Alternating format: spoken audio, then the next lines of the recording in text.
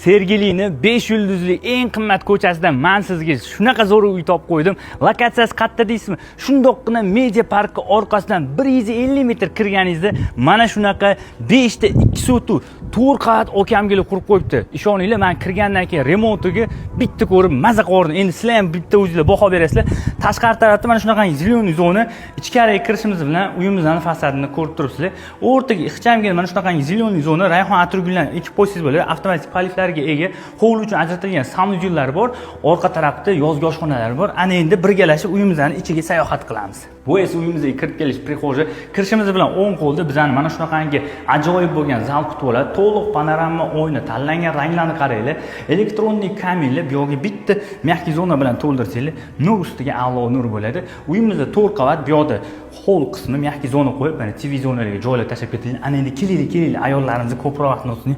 Oshxonani qaranglar. Mashalloh, mana buni qaranglar. Ayollarimizga birdek yoqsa kerak. Men kirishim bilan xolodilnikni topa olmadim. Mana buni qaranglar, xolodilnikni Krashni mebellar aytgancha bu yerda Hoffman'ning Vetro liniyasining texnikasi qo'yilgan ekan. Ayollarimiz uchun barcha qulayliklarni mujassam qilish uchun, hop, posuda moykagacha mana qaranglar, Hoffman brendiga tegishli duxovkalargacha, mikrovolnovkalargacha hamma sharoitlar qilib qo'yilgan. Bu yerdan mana shunaqangi orqa hovliga chiqib ketilgan joylar tashab ketilgan. Ana endi kelinglar, sizlar bilan birgalashib keyingi xonasini ko'rib chiqamiz.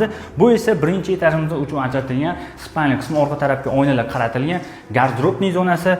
Ana endi kelsanglar, birinchi etajimizning sanuzel qismini ko'rsataman. Marhamat, sanuzel qismiga ham alohida bitta baho berib qo'yasizlar. Ana endi sizlar bilan birgalashib ikkinchi etajga yo'l olamiz.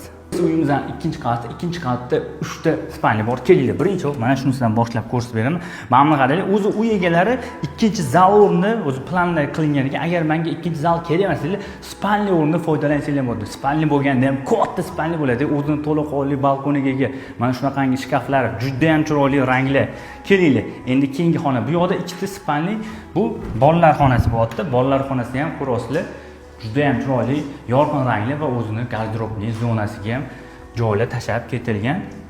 Va yana bitta shuni yonida qiz farzandingiz bo'lsa, o'g'il farzandingiz bo'lsa, ikkalasi uchun alohida xona bo'ladi. Hech kim bir-biri bilan talashib yurmaydi. Xo'p, bu esa ikkinchi etajimizning umumiy sanuzyuli. Mansarda qismiga to'xtaladigan bo'lsak, ko'ryapsizlar, mansarda ham juda ham chiroyli sharoitlar qilib qo'yilgan. Podval qismiga to'xtaladigan bo'lsak, olgan odam sport zal, kinozal uchun bemalol sharoitlar qilsa bo'ladi. Rayonga to'xtaladigan bo'lsak, Sergeli tumanidan mana shunaqangi uy qarab yurgan do'stinglar bo'lsa, hozirroq bu videoga bitta like bosib, tez o'ziga jo'natib qo'ying. Uy egalarining telefon raqamini pastda yozib qoldiramiz.